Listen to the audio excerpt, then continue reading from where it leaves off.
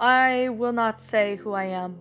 I will not say what position I held that allowed me to be aware of this information I'm about to share. Suffice to say, I don't hold it anymore. I have read some of the letters directed by Seth and Fox complain about season 8 of Family Guy. And while I can't officially make those statements to press, I don't want to stay quiet anymore. Many people feel that season 8 was just off in an odd sort of way. For anyone who took note of season 8 of Family Guy, out for the specific reason to elevate the graphic violence. I wanted to say this. Seth MacFarlane was going through a lot during these times when these episodes were written and produced. He heavily involved in writing the episodes alongside with the serious writers, several of which made comments later regarding his apparent state of mind during the writing sessions.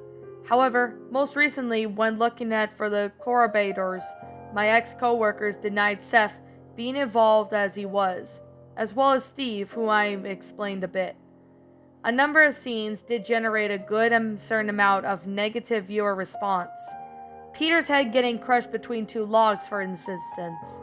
But I like to point out that those were the images that were no more graphics than the ones you might see on other adult cartoons.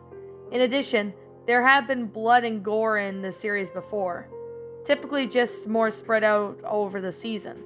However, if you did feel such of imagery that was out of place for the series, you were right.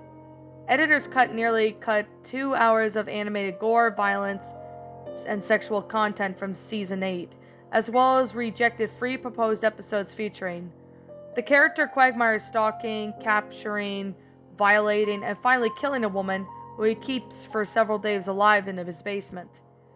Stewie developing mind-controlling Ray when he tests on Brian, although he eventually uses it to revolutionize him.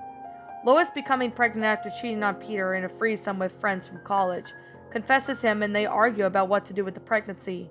He performs a home abortion on her by using a coat hanger. In the last episode, eventually refought and was the partial terms of endearment. It was cut from the air for the US, despite it being shown in the UK and being available on DVD for the season. I would also like to point out the episode Doggone, in which Brian loses his faith and ability to write, accidentally hits and kills a dog with his car while drunk by crushing it in half. When he reveals this to everyone, but Stewie laughs at him and mocks him, saying that no one cares. Stewie does mock him for a while, but when he realizes how serious Brian was about the issue, he stages Brian's death so that way Brian can see the family mourn, feels vindicated. I suggest you watch the episode while keep in mind that Seth often represents himself throughout Brian and Stewie.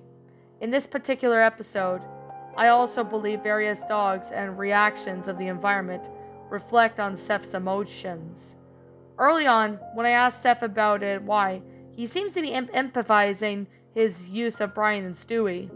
He just told me that when he was frustrated with the series so far, he had failed to begin that the other early seasons were idiotic, and that the fan base were morons, and that he sucked.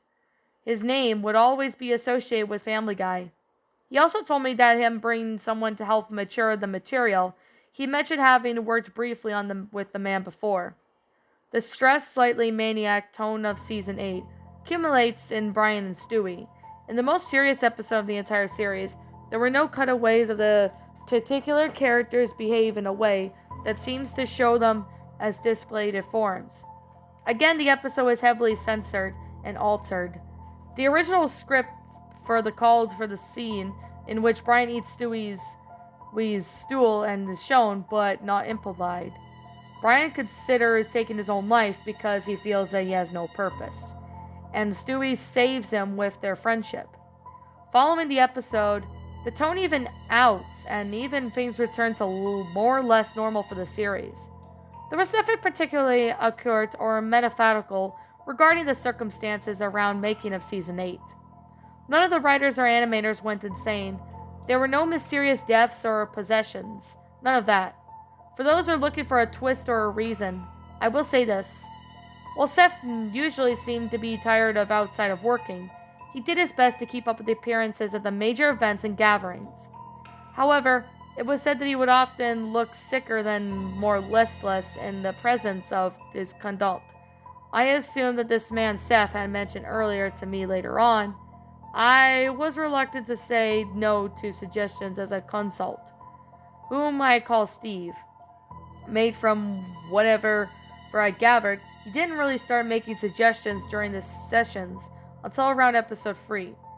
But when I was talking to Seth in private about the series, he was silent for some time, almost absent from the side of just sitting in, and then began to converse more activity with Seth and the co-workers by the middle of the season.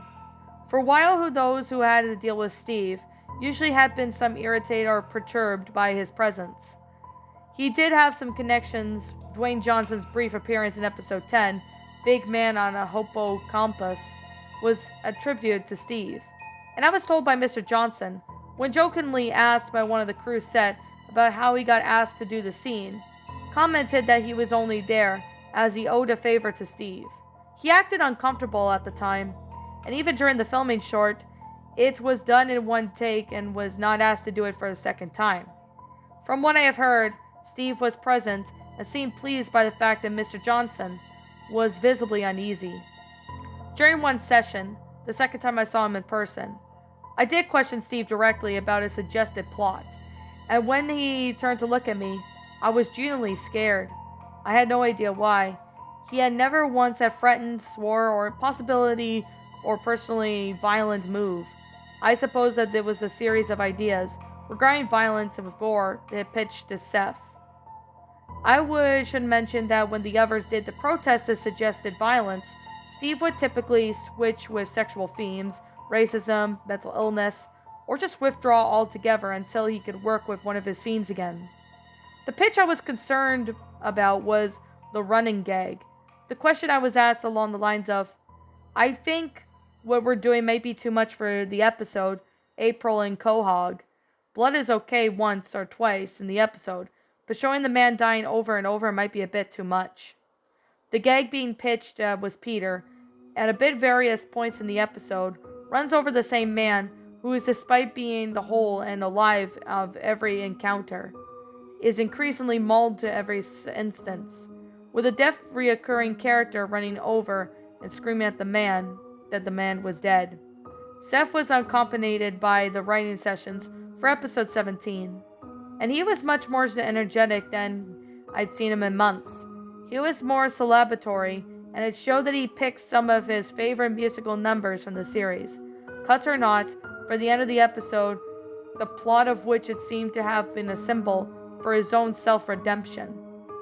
I have been able to track Steve down since to find out more about him. No records exist within the company to show that he was officially signed off or paid. I believe that he may have been privately hired by Seth. For what reason, I have no idea. I'm just glad to know that he's gone.